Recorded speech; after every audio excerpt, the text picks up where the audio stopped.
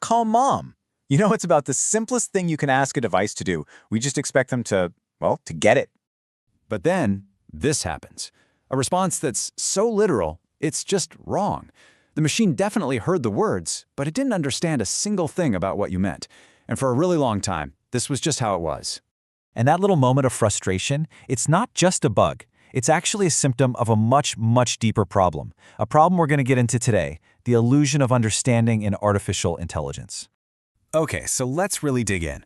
For years, we were living in an era of what I like to call artificial stupidity.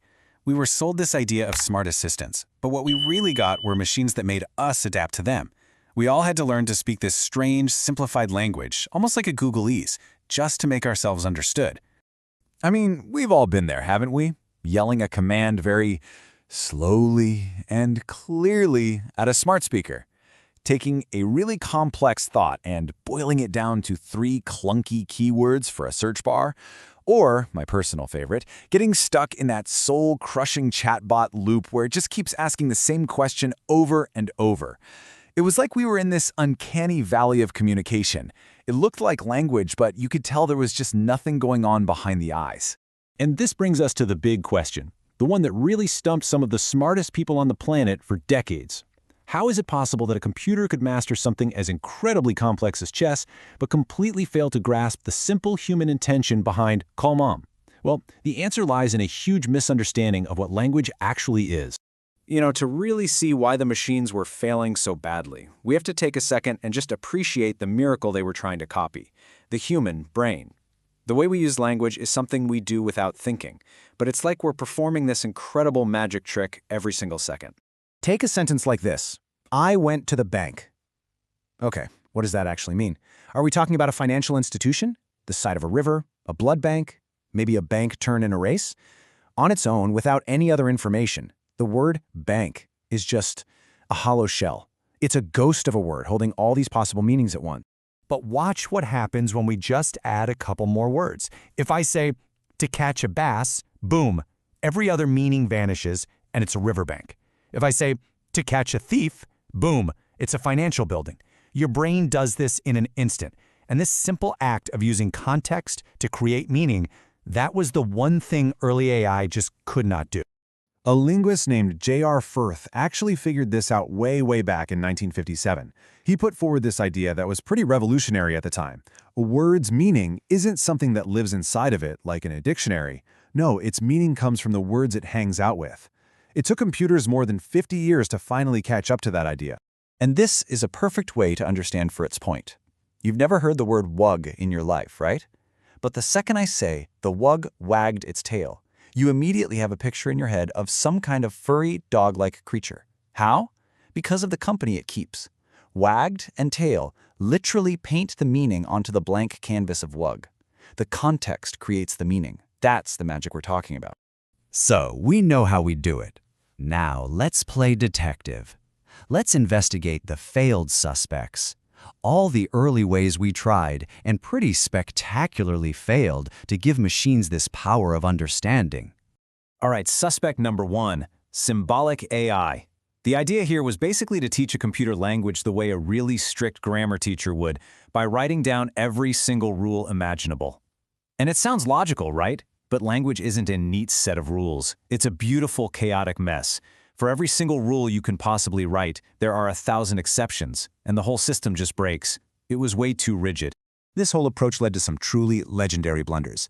There's a famous, maybe apocryphal story about an early machine translator trying to convert a biblical phrase into Russian and then back into English.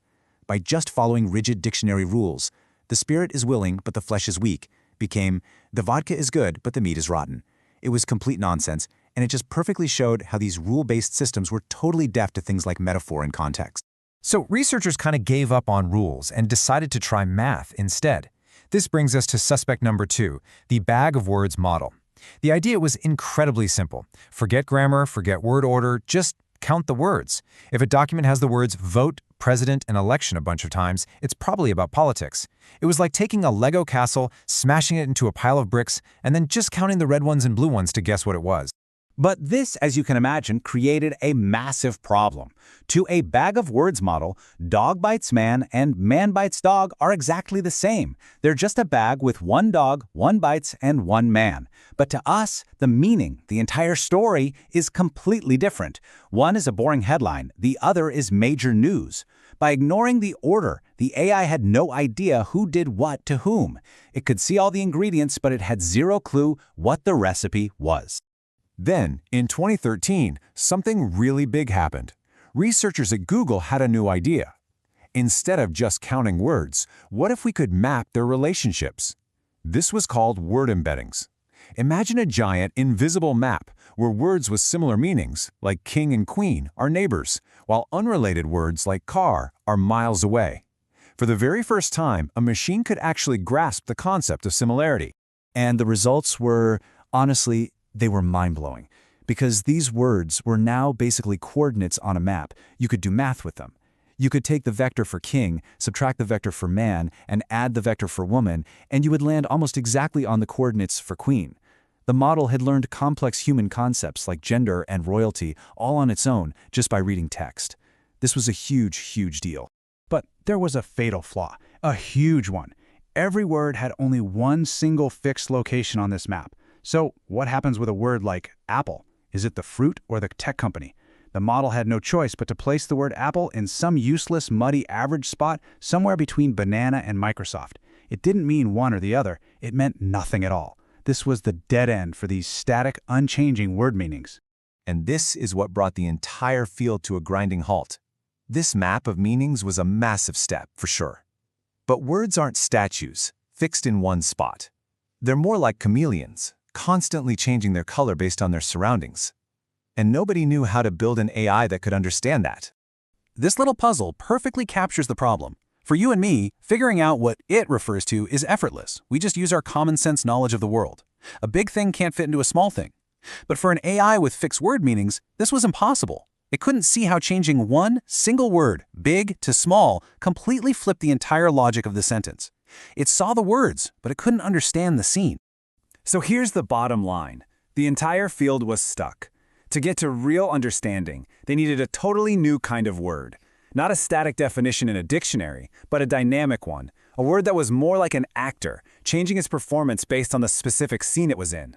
And that became the billion-dollar question that hung over everything back in 2017.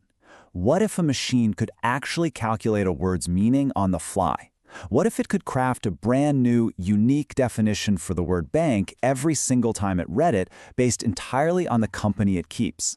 Solving that puzzle was going to require a completely new way of thinking about machine intelligence. And in our next explainer, we're going to meet the revolutionary architecture that finally cracked the code.